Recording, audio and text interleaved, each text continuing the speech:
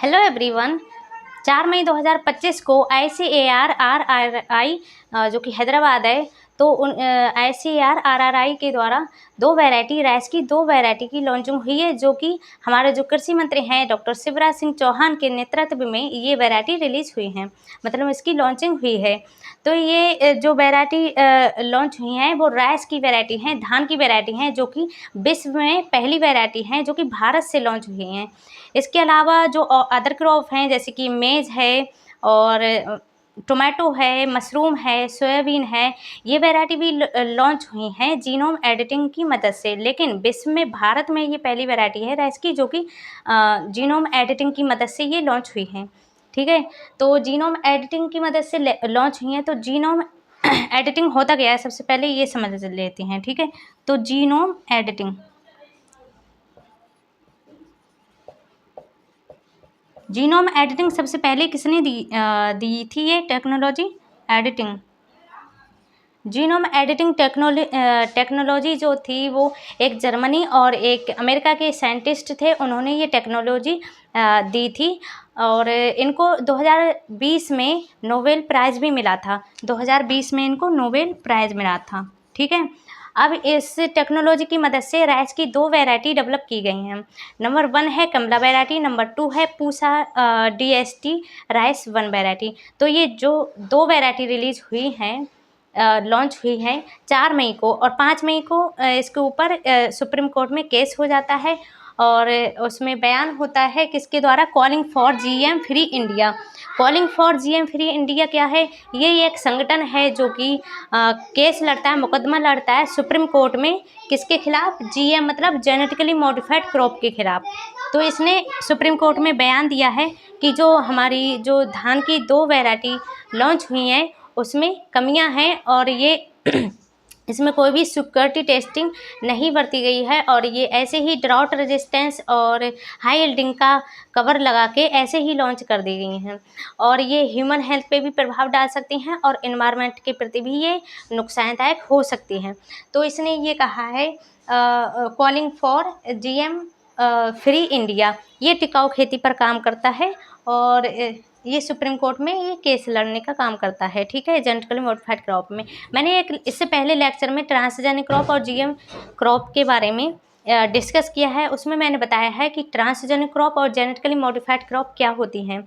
तो उसमें मैंने बताया है कि जितनी भी ट्रांसजेनिक क्रॉप होती हैं वो सारी ही जेनेटिकली मॉडिफाइड क्रॉप होती हैं, लेकिन सारी genetically modified crop transgenic crop नहीं होती हैं। तो ये जो दो वैरायटी रिलीज की गई हैं ये ट्रांसजेनिक क्रॉप नहीं है, लेकिन इसको हम जेनेटिकली मॉडिफाइड क्रॉप बोल सकते हैं।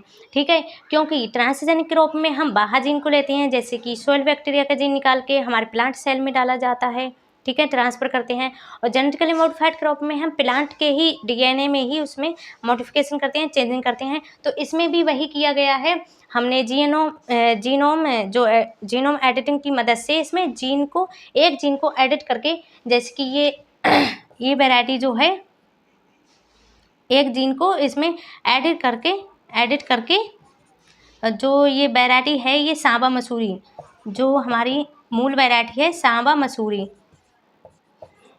मसूरी हमारी मूल वैरायटी है। इससे एक जीन को एडिट करके ये DRR धान 100 कमला वैरायटी बनाई गई है और ये वैरायटी जो है कमला वैरायटी बनाई गई है अपनी मूल वैरायटी सांबा मसूरी से 30% अधिक यील्ड देगी और इससे पहले भी पक जाएगी, ये 20 दिन पहले ही पक जाएगी। तो इससे ये फ़ायदा होगा। और इसको क्या है, इसमें बायोटिक रेजिस्टेंस गुण नहीं पाए जाते थे, लेकिन जो हमने नई वैरायटी डेवलप की है दैट इज़ कमला। तो कमला वैरायटी में बायोटिक रेजिस्टेंस गुण हमारे हैं, ये मतलब बताया गया है साइंटिस्ट के द्वारा। और दूसरी जो हमारी वैरायटी है Pusa DST rice 1। Pusa DST rice 1 ये MTU 1010 वैरायटी मूल वैरायटी है। MTU 1010 वैरायटी से ये डेवलप की गई है। तो इसमें भी इसके बायोटिक रेजिस्टेंस गुण पाए जाते हैं, क्योंकि जो हमारी मूल वैरायटी थी MTU 1010 तो उसमें बायोटिक गुण इतने अच्छे नहीं थे। तो ये ड्राउट रेजिस्टेंस मतलब DST का मतलब है ड्राउट सैलाइन टॉलरेंट वैरायटी। तो ये ड्राउटेड एरिया में हम उगा सकते हैं किसान। प्लॉटेड एरिया में उगा सकते हैं। ठीक है, तो ये तो ही इसकी विशेषता दोनों वैरायटी की, जल्दी पक जाएंगी और बायोटिक रेजिस्टेंस भी हैं और हाई यील्डिंग भी हैं और अपनी मूल वैरायटी से जल्दी ही पक जाएंगी। तो ये तो हुए इसके फ़ायदे। लेकिन जो calling for GM free India जो एक संगठन है उसने बयान दिया है कि ये वैरायटी ह्यूमन हेल्थ पर और एनवायरनमेंट पर जो है बुरा प्रभाव डाल सकती हैं और ये नुकसानदायक हो सकती हैं और इसको फ्री ट्रायल में नहीं रखा गया है और इसलिए ही जो जीन है, जो जीनोम एडिटिंग के ज़रिए जो डेवलप की गई हैं ये वैरायटी, इसमें जीन है SDN1 और SDN2। इसको हमने जो है रेगुलर टेस्टिंग में नहीं रखा गया है। ये calling for GM free India का कहना है सुप्रीम कोर्ट में। और इसको इसलिए नहीं सरकार ने इसलिए इसको रेगुलर टेस्टिंग में नहीं डाला गया है क्योंकि इसमें कमियां आ सकती थीं। तो इसको 30 मार्च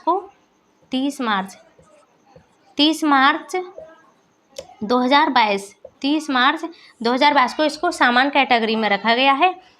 ठीक है, पहले तो इस पर चर्चा होती रही कि ट्रांसजेनिक क्रॉप के अंडर में आए या नॉन ट्रांसजेनिक, उसके बाद ये 2022 को ये सामान्य कैटेगरी में डाल दिया गया। ठीक है, तो ये तो थे इसके जीन में मतलब ये जो जीन है इनके ज़रिए ही ये वैरायटी डेवलप की गई है। अब जो एक फंड है नेशनल एग्रीकल्चर फंड के द्वारा ही एक 2 वैरायटी रिलीज करी गई हैं। नेशनल एग्रीकल्चर फंड 2006 में आया था और ये धान में डाल दिया गया 2017 में। तो ये 2017 में धान में डाल दिया गया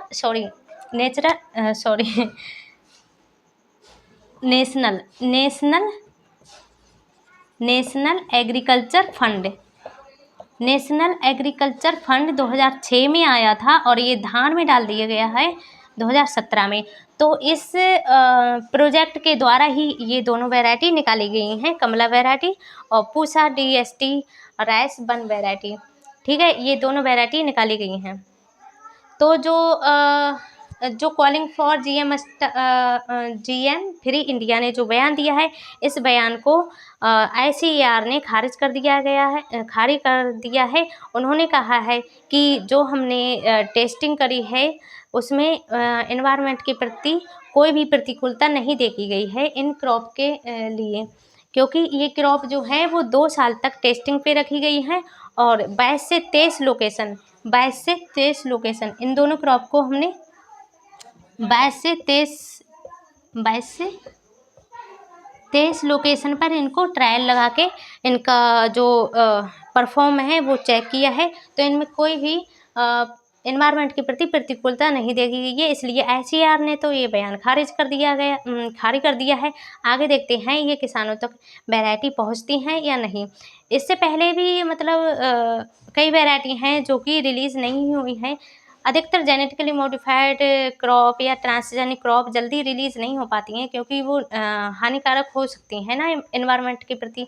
तो इससे पहले जो मस्टर्ड की वैरायटी थी दहा हाइब्रिड मस्टर्ड, उसमें भी उसके ऊपर भी सुप्रीम कोर्ट में केस चल रहा है, उसको रिलीज़ नहीं किया गया है। इसके अलावा जो ब्रिंजल की वैरायटी थी उसको भी रिलीज़ नहीं किया गया है। तो इससे पहले भी कई वैरायटी हो चुकी हैं जिनको नहीं रिलीज़ हो पाएंगे किसी न किसी वजह से, कोई भी हानिकारक प्रभाव की वजह से। तो ये वैरायटी को भी बताया जा रहा है कि ये भी नुकसानदायक हो सकती है एनवायरनमेंट के प्रति या ह्यूमन हेल्थ पे ये नुकसान मतलब प्रभाव डाल सकती है, बुरा प्रभाव डाल सकती है। तो ये बताया गया है सुप्रीम कोर्ट में, लेकिन ICAR ने तो इसको खारिज कर दिया। तो अब इसको देखते हैं किसान तक ये पहुंचती है या नहीं पहुंचती है। पहले तो ये ब्रीडर से फाउंडेशन सीड बनेगा इसका, फिर फाउंडेशन सीड से सर्टिफाइड सीड के रूप में फार्मर को मिलेगी और ये जो राज्य की एजेंसी हैं और नेशनल सीड कॉरपोरेशन एजेंसी हैं उनमें जाएगी, उनसे किसानों तक पहुँचेगी। तो यही था इसमें। ये धान की 2 वैरायटी हैं जो कि विश्व में पहली जीनोम एडिटिंग वैरायटी बन चुकी है धान की। ठीक है, ओके, थैंक यू।